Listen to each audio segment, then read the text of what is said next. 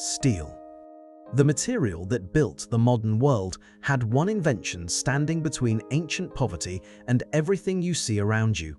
Every skyscraper above your head is held up by it. Every bridge you have ever crossed was built with it. Every car, every train, every ship that has ever moved cargo across an ocean runs on steel. The global steel industry produces nearly 2 billion tons every single year. It is the backbone of modern civilization. And yet, for most of human history, nobody could make it cheaply enough to matter. The story begins with iron. Humans discovered how to smelt iron ore around 3,000 years ago. It was a revolution. Iron was harder than bronze, more abundant, and easier to find. Armies that had iron weapons simply destroyed. Armies that did not. The Roman legions, the Assyrian Empire, the armies of ancient China, all built on iron. But iron had a problem. Pure iron is actually soft. It bends. It corrodes. It loses its edge. The Romans knew this. The Chinese knew this. Blacksmiths across the ancient world knew this. And some of them discovered something extraordinary. If you heated iron with charcoal, under the right conditions for long enough, the iron would absorb carbon. And the result was something much stronger, something harder, sharper, more resilient. They called it steel. The oldest known steel artifacts were found in what is now Turkey. They are 4,000 years old. But for most of human history, making steel was a mystery. Even those who could produce it did not fully understand why it worked. Then, somewhere in southern India, sometime between the year 300 and the year 1700, they figured something out. They developed a method for producing an extraordinarily pure, high-carbon steel. They called it Woods. And when it reached the Middle East, the swordsmiths of Damascus turned it into legend. Damascus steel became the most famous metal in the ancient world. Swords made from it had a distinctive flowing pattern across the blade, like frozen water. They were said to be sharp enough to cut a falling silk scarf in half, and strong enough to shatter a European sword on impact. Crusaders who encountered Damascus blades wrote home in fear and amazement. The Islamic world guarded the secret fiercely. And then, sometime around the year 1700, the secret was lost. No one knows exactly why. The ore supply may have changed. The master craftsmen may have died without passing on their knowledge. For 3 centuries, metallurgists across Europe and the Middle East tried to recreate it. Most failed entirely. Back in Europe, steel existed, but barely.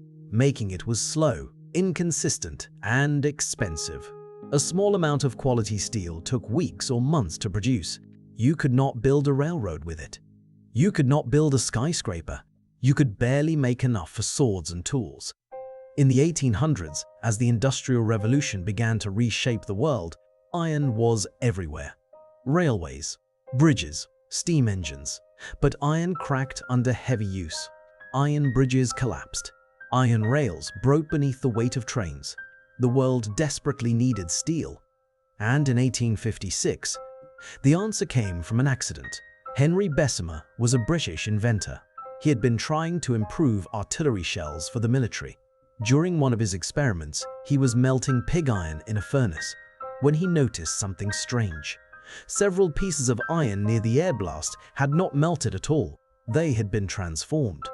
The iron had been converted into steel, not by adding anything, not by some secret ingredient, simply by blasting cold air through molten iron. The oxygen in the air burned off the excess carbon almost instantly. What had previously taken weeks now took 20 minutes. Bessemer rushed to patent the process. He announced it to the world. And almost immediately, everything changed. Steel production costs fell by 90%. The metal that had been the luxury of kings became cheap enough to build a world.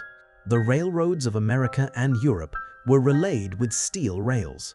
Steel ships replaced iron ships.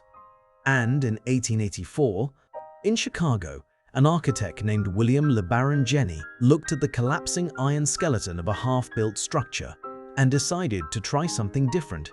He used a steel frame instead.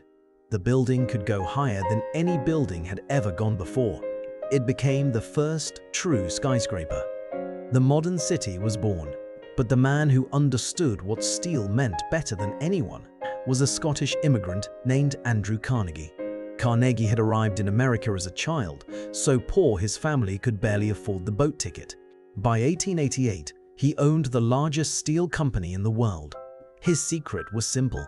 He obsessively drove down the cost of production every year, every quarter, every day. His mills ran 24 hours.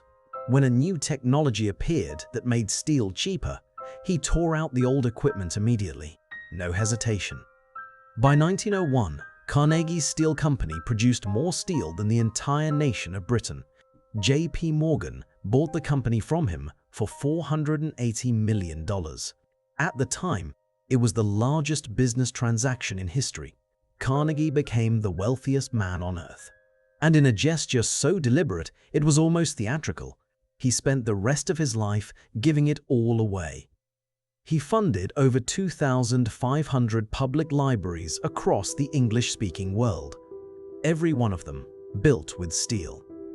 The Brooklyn Bridge, completed in 1883, was the first major structure in the world to use steel cables. The Eiffel Tower, built in 1889, was made from iron, but designed using calculations that would only become possible in the age of steel engineering. The Empire State Building went up in 410 days, 40 stories per year. Made possible entirely because steel beams could be prefabricated, delivered, and bolted together faster than any material in history. In the 20th century, steel did not slow down. It accelerated. During the Second World War, the United States produced more steel than all of its enemies combined. More steel meant more ships, more tanks, more planes, more guns. Steel won the war. The post-war economic boom was built on highways, bridges, and office buildings. All steel. South Korea turned itself from one of the poorest countries in the world to one of the wealthiest, in large part by building one of the most advanced steel industries on Earth. China today produces more than half of all the steel made on the planet, over 1 billion tons every single year. And the Damascus mystery? In 2006, a team of researchers finally solved it. Using electron microscopy, they found that authentic Damascus steel contained carbon nanotubes, structures that modern science only discovered in 1991. Ancient craftsmen, working with charcoal fires and iron ore, had accidentally created nanotechnology without knowing it existed. Steel, the material that holds up every building you have ever entered, the rails beneath every train you have ever ridden, the hull of every ship that has ever crossed an ocean. We live inside steel. We move on steel. The cities that define human civilization exist because of one invention, one accidental blast of cold air, and one man who refused to keep it secret. Steel did not just build things, it changed how things were built. Before the Bessemer process, architects designed around the limits of stone and iron. After it, the limits disappeared. A steel-framed building could be almost any height. An engineer did not have to ask whether it would hold. He asked, "How high do you want it?" The entire logic of construction, of cities, of skylines, of what was even possible to dream, changed overnight. Steel fed the space age too. Every Saturn rocket that carried humans to the moon was built from it. The pressurized fuselages of modern aircraft, the turbine blades of jet engines. Steel is not just the bones of civilization. It is the nervous system. And the people who built it, the ironworkers, the mill hands, the engineers, did not build it in isolation. Every generation handed something forward. From the Woods craftsmen of ancient India, to the Bessemer converters of Sheffield, to the electric arc furnaces of today, the knowledge was always moving, always improving, always finding a cheaper, faster, harder way to turn ore into the world around you. The world will need more steel in the next 50 years than in all of human history combined, to build the cities of the developing world, to electrify the grid, to construct the infrastructure of a civilization still growing.